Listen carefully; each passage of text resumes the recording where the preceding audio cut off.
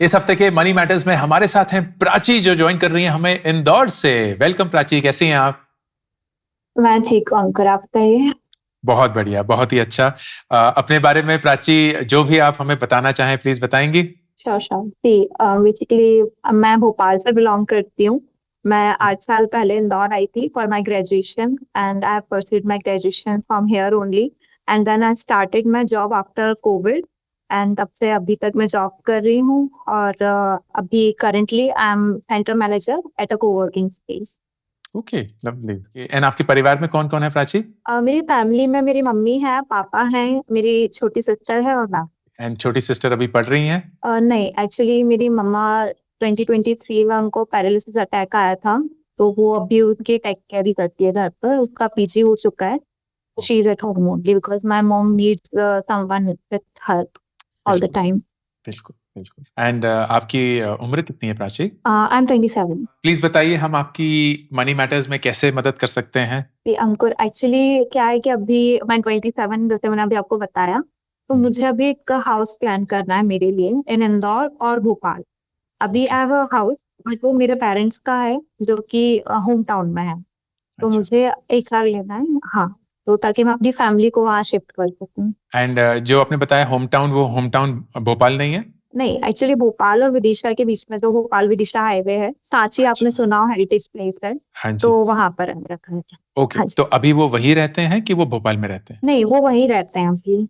तो अच्छा। अभी मेरी सिस्टर और मैं दोनों ही क्या हम लोग शादी के लिए हो गया ना, तो हम्म, इसलिए अभी हम लोग भोपाल या इंदौर शिफ्ट होने का सोच रहे हैं। तो उसके लिए मुझे एक अच्छा। घर प्लान करना है जहाँ मेरे पेरेंट्स स्टे कर सकें। ओके, ओके, समझ गया। तो फिर आप चाहती हैं कि आप उनके लिए एक घर लें और उसके लिए आप प्लान करना चाहती हैं, और जहाँ वो अभी रहते हैं वहाँ से निकल के या तो इंदौर या भोपाल, दोनों में से कोई भी। Correct correct. ठीक है। आपने वैसे इस चीज़ के बारे में अपने माँ-पापा से बात करी है कि क्या वो मूव करने के लिए तैयार हैं? क्योंकि अक्सर बहुत इमोशनल होते हैं ना वो, कि नहीं हमें अपना नहीं छोड़ना, घर ये वो सब। हाँ, एक्चुअली अभी वो लोग थोड़ा सा है कंफ्यूजिंग स्टेट में, बट ऐसा है कि अल्टीमेटली उनके पास के कोई ऑप्शन नहीं है, क्योंकि वहाँ पे जहाँ हम रहते हैं वहाँ पे सर्वेंट्स नहीं मिलते हैं, ऐसे कोई टेक अच्छा, केयर करने वाला 24 आवर्स के लिए नहीं मिलेगा। समझ गया, समझ गया। ओके, ठीक है।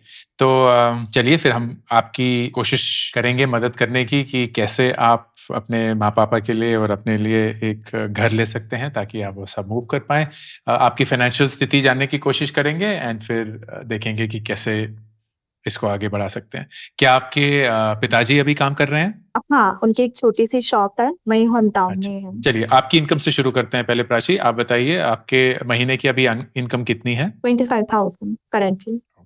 ठीक है। नवंबर से इंक्रीज हो जाएगी 28 और मार्च से 30 हो जाएगी। अच्छा, लवली, ठीक है। तो 28 लेके चलूँ, क्योंकि नवंबर तो आ ही गया है। हाँ, ले सकते हैं, कोई इशू हाँ, आशा करेंगे कि 30 से भी ज़्यादा हो जाए आपके मार्च तक।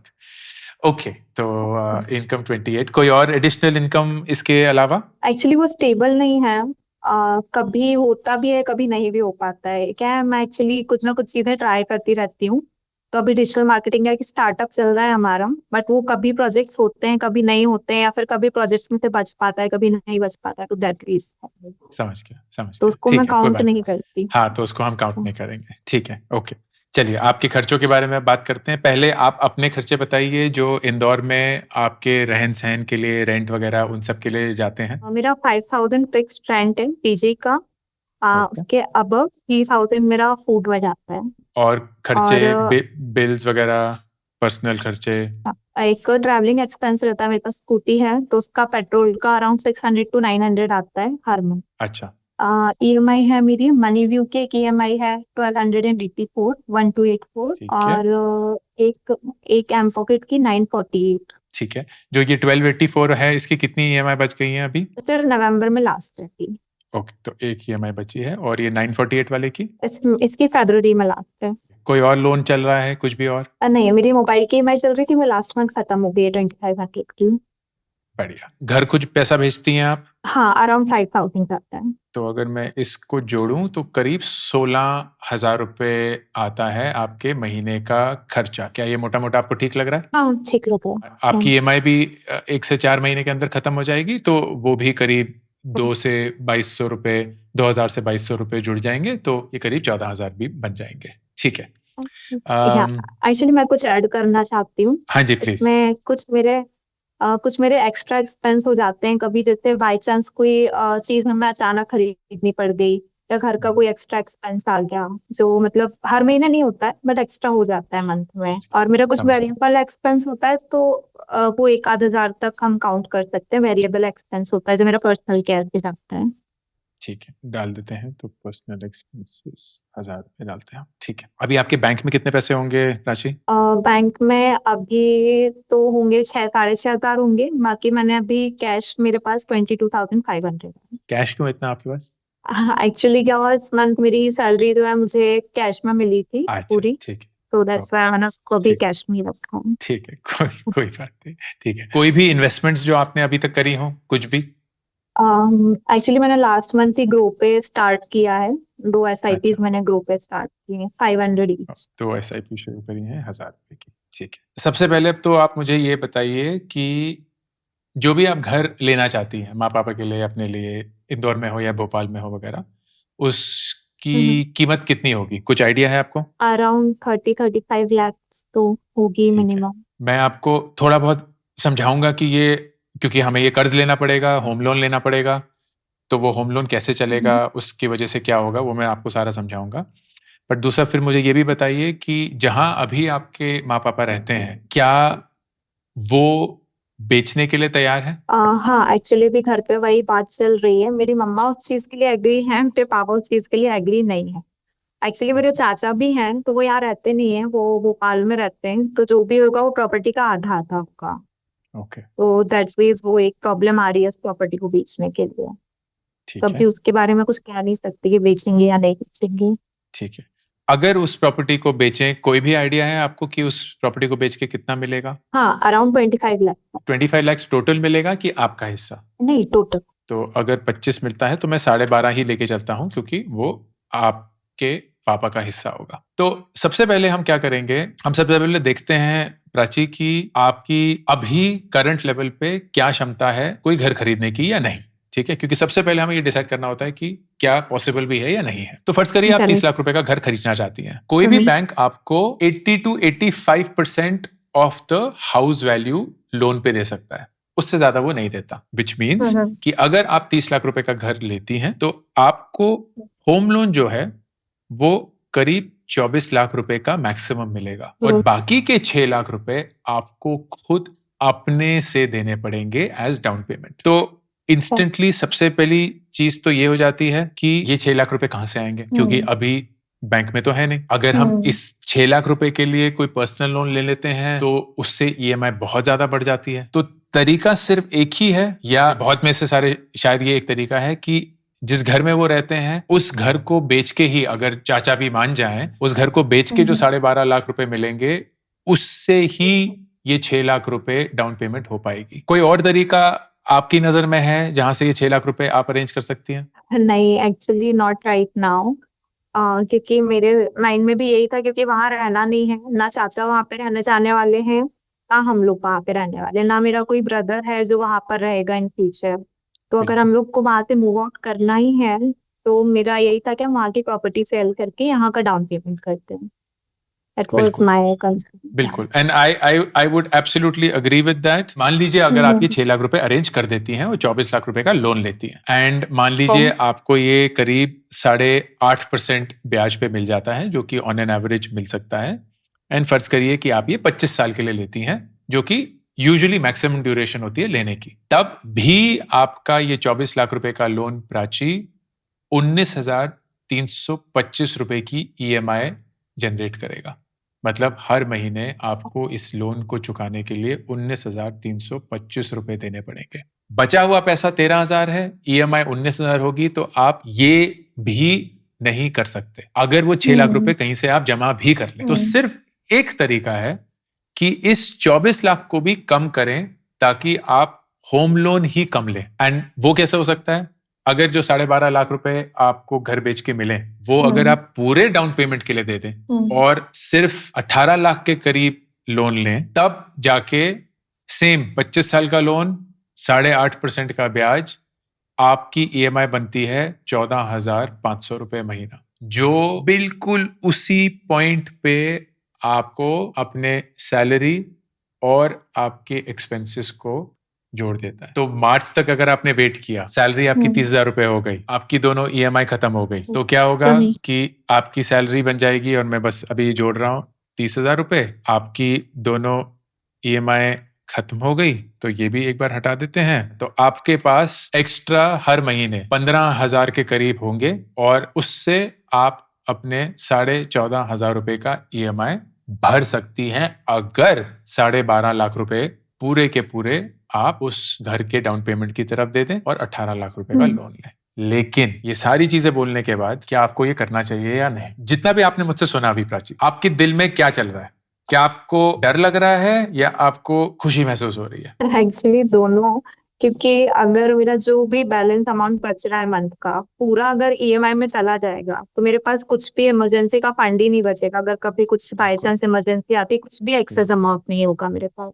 बिल्कुल, तो दैट केयर्स मी। 3 चीजें होंगी इसमें।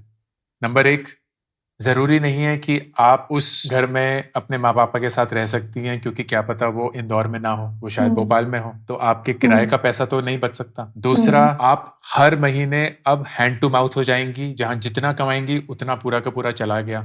तो जैसे आपने बताया ना कि बीच में कहीं 1,000 रुपए का कोई खर्चा आ गया, कहीं कोई लैपटॉप टूट गया, कहीं कुछ जाना पड़ गया, दिवाली आ गई, कोई तोहफा देना हुआ, कुछ भी हुआ, तो कहीं भी कोई पैसे नहीं। और तीसरी सबसे बड़ी चीज, 27 साल की उम्र में आप अपने ऊपर एक 25 साल का हथकड़ी लगा देंगे। अब इस सब को मद्देनजर रखते हुए, मैं जानता हूं कि ये आपका डिजायर्ड ऑप्शन नहीं है, लेकिन फिर भी इसके बारे में थोड़ा सा सोचिए कि आप अगर अपने पिताजी को मनवा पाए कि पापा, इस घर में हम रहने तो वाले नहीं है, ना ही ये घर किसी को यूज करना है, इस घर को अगर हम बेच दें और आप लोग भोपाल मूव करिए, लेकिन किराए के मकान पर, और हम जो ये 12 लाख रुपए जमा पूंजी बनी है, इसको और जितना भी मेरा एक्स्ट्रा पैसा मैं बचा पाती हूं, उसमें से थोड़ा सा इन्वेस्ट करके अपने लिए 5-7 साल बाद एक घर खरीदेंगे, जब हम इस घर को ऑलमोस्ट पूरा खुद के पैसे से अफोर्ड कर पाएंगे। इसका मतलब होगा कि आपके पास होम सेल से आए 12.5 लाख रुपए, आपने बोला कि मुझे कम से कम 2 साल का घर का किराया, जो माँ पापा भोपाल में रहेंगे, एंड मान लीजिए वो 10,000 रुपए या 12,000 रुपए के घर पे रहते हैं किराए का, तो मेरे पास किसी भी पॉइंट पे 2 साल का वो किराया होना चाहिए। अगर रेंट मान लेते हैं 12,000 रुपए है, तो 2 साल का रेंट आपका हो गया 2,90,000 रुपए। तो 12,50,000 में से आपने 2,90,000 रुपए की FD कर ली, और हर महीने जब 12,000 रुपए चाहिए होंगे, तो वो 12,000 रुपए तोड़ के मकान मालिक को दिए, बाकी पड़े रहेंगे। बाकी के जो 9,60,000 रुपए हैं, उसको आप सेफली इन्वेस्ट करेंगे। तो 9,60,000 रुपए जो हैं, उसको अगर आप एक डेट म्यूचुअल फंड में डालते हैं, हम इसका बिल्कुल भी रिस्क नहीं लेके किसी स्टॉक मार्केट में डालेंगे या सोना खरीदेंगे, ऐसा कुछ नहीं। डेट म्यूचुअल फंड में डालेंगे जो साल के सिर्फ 8% देगा हमें, लेकिन देगा, कंसिस्टेंटली देगा। 8% मानते हैं और 7 साल के लिए मानते हैं, तो 7 साल बाद यही 9,60,000 करीब 16,30,000 रुपए हो जाएंगे। दूसरी चीज, फिर आप अब मार्च से हर महीने 15,000 रुपए बचा रही होंगी, तो 3,000 रुपए आप इमरजेंसी फंड डालेंगे, 5,000 रुपए आप खुद के पर्सनल इन्वेस्टमेंट करेंगी। ये खुद के लिए, माँ पापा के लिए नहीं है, बहन के लिए नहीं है, खुद के लिए। और बाकी के 7,000 रुपए आप घर के लिए इन्वेस्ट करेंगी। और वो अगर आप करती हैं, और मैं बस आपको दिखाता हूं कि अगर ये 7,000 रुपए आपने इन्वेस्ट किए, अगर आप हर साल इस इन्वेस्टमेंट को 5% से बढ़ाएंगे, इसको एक निफ्टी 50 में डालेंगे, तो ज्यादा रिस्क भी नहीं लेंगे, तो ये नहीं कि स्मॉल कैप या ये सब वगैरह, एक निफ्टी 50 जो भारत की टॉप 50 कंपनियां हैं उसमें इन्वेस्ट करती है, तो ऑन एन एवरेज आपको 13% का रिटर्न देंगी। और ये अगर आप 7 साल के लिए करते हैं, तो आप इससे 10,60,000 रुपए बना पाएंगी। मतलब 7 साल के बाद आपका जो 9,50,000 रुपए आपने डाला था, और जो आपने SIP करी है 7,000 की, वो टोटल बन चुके हैं 27 लाख रुपए। जो घर आपका 30 लाख रुपए का आप चाहती हैं आज, उसकी भी कीमत बढ़ गई होगी, वो ऑन एन एवरेज 7% से बढ़ेगी, क्योंकि रियल एस्टेट इतने ही दाम का होता है। तो अगर हम इस 30 लाख को 7% से बढ़ाते हैं 7 साल के लिए, तो उसकी कीमत हो जाएगी 48 लाख रुपए। तो आपको उस पॉइंट पे 20 लाख रुपए का लोन लेना होगा, लेकिन उस समय पे आपकी तनख्वाह ज्यादा होगी, आपको एग्जैक्टली पता होगा कि आपको कितने का घर चाहिए, आपने सेविंग अच्छे से करी होगी, आप रेंट का खर्चा दे पा रहे होंगे 2 साल के लिए और बाकी सारे सालों के लिए भी, एंड आप उस पॉइंट पे वो घर जो आप चाहती हैं खरीद सकती हैं, इंश्योरिंग कि आपके ऊपर ये प्रॉब्लम ना हो जो आज है कि जितना पैसा आया उतना ही उस समय निकल गया। तो अगर आपकी तनख्वाह हर साल 5-6% से भी बढ़ती है तो आपकी आज की जो 28,000 रुपए की तनख्वाह है वो 7 साल बाद करीब 42,000 होगी। तो उस पॉइंट पे आप उस 20 लाख रुपए की EMI को ज्यादा अच्छे से अफोर्ड कर पाएंगे जितना आप आज कर सकते हैं। तो मेरी पर्सनल राय यही रहेगी प्राची कि आप अभी घर खरीद के अपने आप को फंसाकर और अपने आप को बिल्कुल जकड़ कर ये डिसीजन ना लेते हुए कुछ सालों तक रुक जाइए, उस पैसे को जो घर को बेचकर या आपकी एक्स्ट्रा तनख्वाह से इन्वेस्ट करिए, उससे जमा पूंजी कमाइए, एंड फिर 5-7 साल बाद जब आपका इनकम उस EMI को सपोर्ट कर सके, आपका कॉर्पस अच्छे से डाउन पेमेंट कर चुके 50% 60% का, उस पॉइंट पे अगर आप एक लोन लेती भी हैं, you will be in a far easier more comfortable spot than today. क्या लग रहा है इस प्लान के बारे में? Sounds better. ओके इसमें कोई झिझक या कोई ऐसी प्रॉब्लम जो आपको लग रही है नहीं हो पाएगा? नहीं, अभी तक तो नहीं लग रही है कि ऐसा नहीं लग रहा है कि नहीं हो पाएगा, ये चीजें पॉसिबल लग रही हैं। और मेरे हिसाब से यही होगा कि आप अपने लिए सेविंग कर पाएंगी, अपने परिवार के घर के लिए सेविंग कर पाएंगी, अपनी इमरजेंसी के लिए सेविंग कर पाएंगी, एंड उस पॉइंट पे घर खरीदेंगी जिस पॉइंट पे आप वाकई पूरी क्षमता के साथ ले सकती हैं। और 35 साल की उम्र में, क्योंकि आप उस समय पे 35 की होंगी, उस समय पे बहुत अलग आपका सिचुएशन होगा, बहुत अलग आपकी जिंदगी होगी, शायद उस समय पे शादी कर चुकी होंगी, शायद बच्चे भी होंगे, माँ पापा बहुत अलग चीजें चाहेंगे, बहन बहुत अच्छा अलग चीजें चाहेंगी। तो you will be in a much more comfortable spot to make that decision as against today, जहां आप मेरे हिसाब से अगर घर लेना चाहती हैं तो ले तो सकती हैं लेकिन फंस जाएंगी। राइट। बढ़िया। I really wish the best for you and this decision. मैं जानता हूं कि आसान डिसीजन नहीं है, लेकिन मैं ये भी जानता हूं कि आप दिल से अपने माँ पापा के लिए सबसे बेस्ट चाहती हैं, एंड ये तो जाहिर सी बात है कि आप सही कारण से उनको जहां वो रहते हैं वहां से हटाकर एक बड़े शहर लाना चाहती हैं जहां उनकी देखभाल हो पाए, जहां उनको वो सारी सहूलतें मिलें जो उनको जरूरी हैं, चाहे खासकर आपकी माता जी को। बहन भी थोड़ी सी रिहा होगी और अपनी जिंदगी जीना शुरू करेगी, and you will continue to then support them as the elder daughter in the family. All the best Prachi. आप सब लोगों को दिवाली की बहुत बहुत शुभकामनाएं। आशा करता हूं कि ये त्योहार आपकी जिंदगी में एक अलग डिसीजन, एक अलग रुख लेके आए, and all of you stay healthy, you stay together, you remain prosperous and happy, and thank you so much हमसे जुड़ने के लिए आज। Thank you uncle, thank you so much. All the best, bye bye. Bye bye. मेरी latest किताब beyond the syllabus सिर्फ teenagers के लिए लिखी गई है, क्योंकि उनको अपनी एक स्पेस चाहिए। वो एक बच्चे से एक अडल्ट बनने की जर्नी कवर कर रहे हैं, एंड इस जर्नी में बहुत सारी चीजें शायद उनको वैसे नहीं मिलती जैसे उनको उनकी जरूरत है। ये किताब उनके लिए, उनकी जर्नी के लिए, something that school will never teach you beyond the syllabus.